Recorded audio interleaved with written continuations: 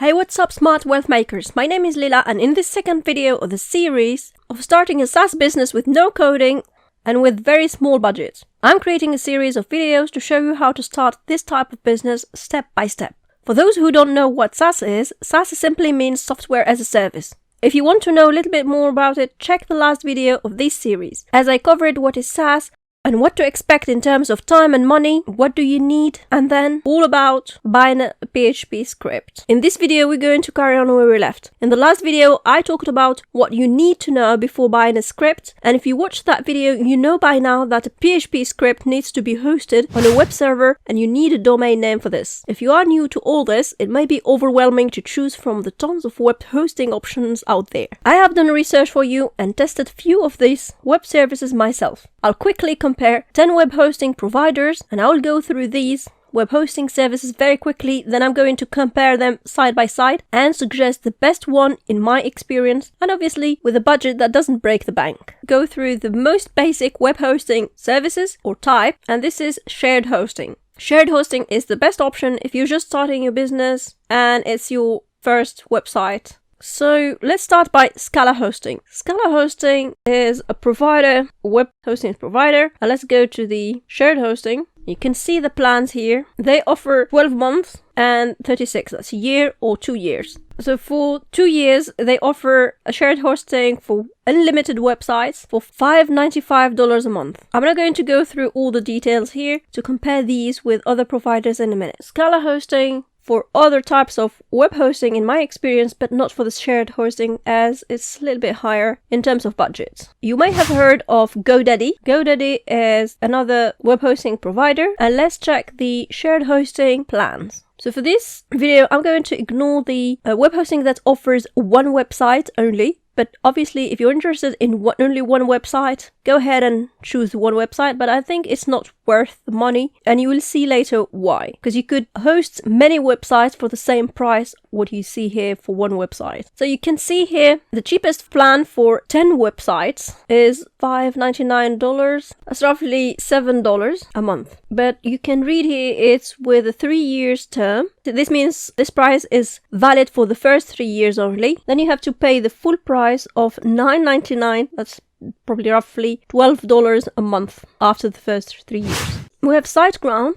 SiteGround offers roughly a £6 a month for hosting unlimited websites, 20 gigabyte web space, and here they say it's for roughly 100k visits monthly. That's a lot of traffic for someone who's just starting out. So you could start at one of these shared hosting plans, and as your website grows, you can migrate your website or upgrade to a VPS or cloud hosting. The next web hosting provider is A2 Hosting.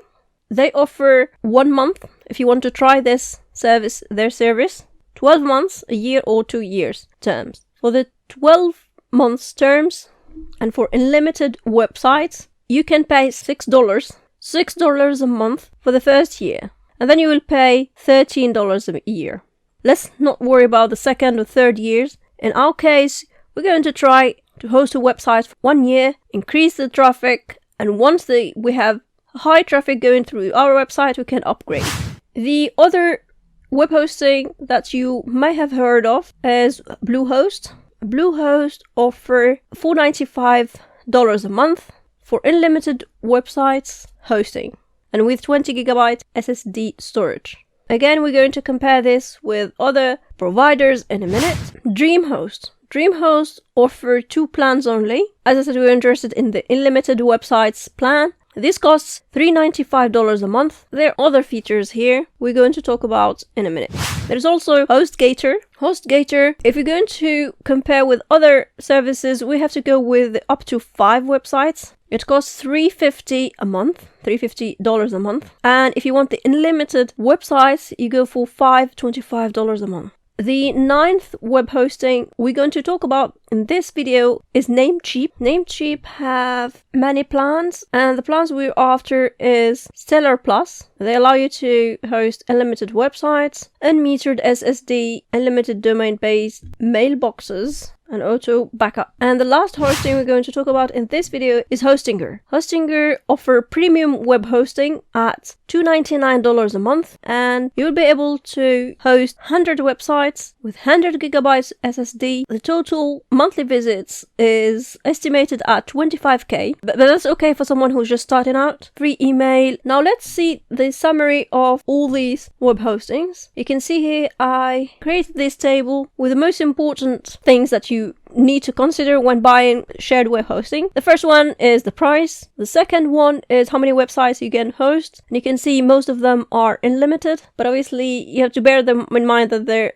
because it's shared hosting, there is obviously limits, but they just say unlimited to attract customers. So the most realistic ones are the ones that put a number of websites, like Hostinger and HostGator. Hostinger allows you to host 100 websites, and you're unlikely to host 100 websites if you just started out, so that's more than enough. And the other ones offer unlimited websites apart from HostGator and GoDaddy. HostGator, they allow you to host up to 5 websites, while GoDaddy allow you to host 10 websites. These are still plenty of websites for someone who's just new or starting or trying things out. Now the next thing that we're going to look at is a free domain name. Some of these providers offer you a free domain name, so you don't have to buy it. Others, they don't. If you look at these 10 web hostings, they all offer a new free domain, apart from A2 and SiteGround. The bandwidth, they all say it's unlimited. Again, it's just to attract us customers. It can't be unlimited, obviously, for shared hosting. If you look at the storage, again, the ones that say unlimited, don't just trust what they say. And the ones that give you a number are more realistic ones. Hostinger wins here because they offer 100 gigabyte SSD, while the others are like 40 for HostGator, 20 for Bluehost, again 20 for SiteGround, and 50 for GoDaddy. Well, and Scala Hosting offer premium storage than the others, and that's 50 gigabytes, but you can see the price is much higher than the other hosting services. The next thing that you should look at is money back. Will they give you your money back if you're not happy with their service? So they all offer money back except Bluehost and GoDaddy, and trust me, they will give you your money back. Even if it's not the full amount, they will give you some back. Obviously with some terms, usually it's the first 30 days, but you have to read the terms before buying. In terms of support, you would need some support at some point, and it's important to check what type of support they offer. So most of them are 24/7 support by chat, email.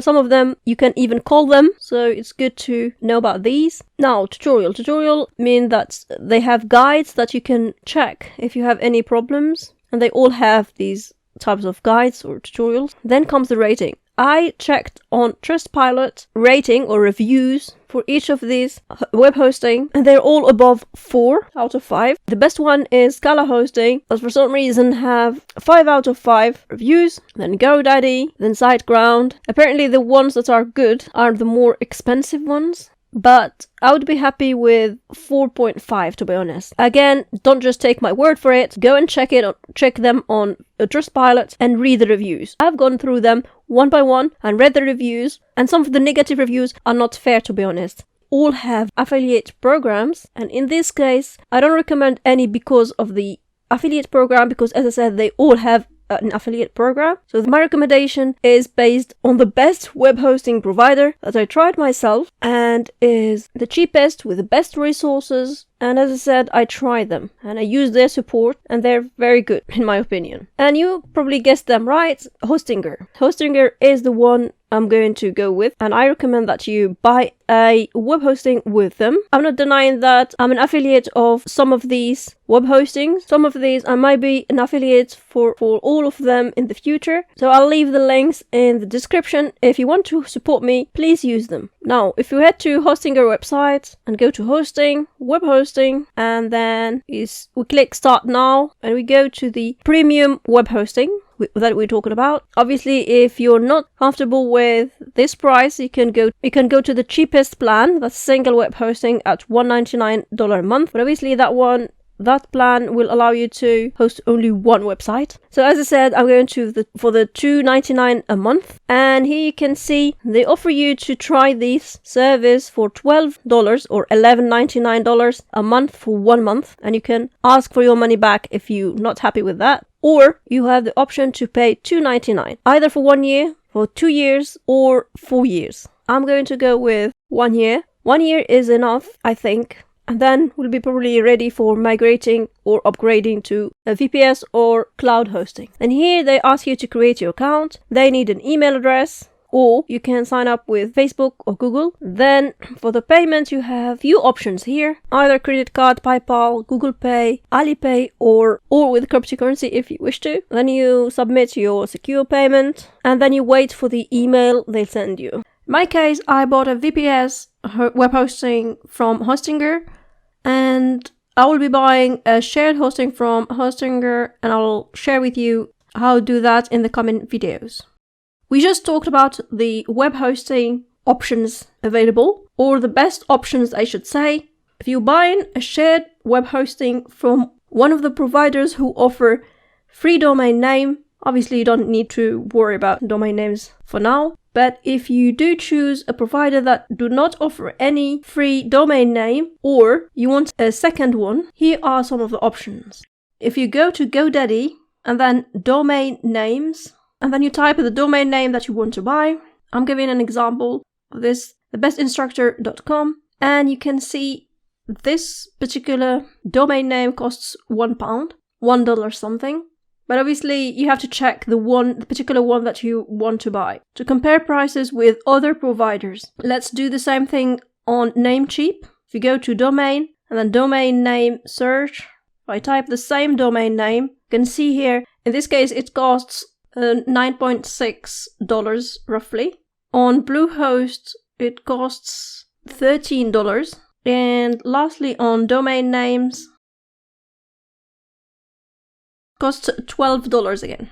I don't think it matters much from which provider you get your domain name, so just get the cheapest one. But bear in mind that the first year cost is not the same as the renewal costs. In my case, I got one from Hostinger, but I bought from Namecheap and Bluehost before. Now I realize this video is getting a bit long. I will carry on with other important steps in the coming videos. If you don't want to miss any details and you're really serious about earning a decent income from online SaaS, subscribe to the channel. Thank you for watching. This is Smart Wealth Makers, and I will see you later, guys.